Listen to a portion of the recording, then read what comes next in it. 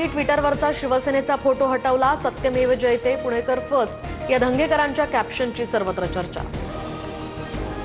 भाजप विरोधात नव्हे विकृती विरोधात लढतोय, कितीही राजकीय किंमत मोजावी लागली तरी चालेल।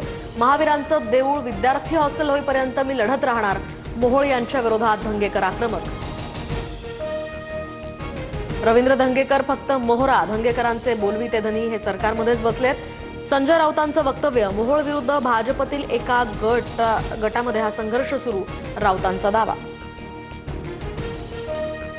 भाजपमध्ये नाही तर भांडूप आणि मातोश्रीतच वाद सुरू, नवनाथ बन यांच्या संजय राऊतांचं उद्धव ठाकरेंवर निशाणा।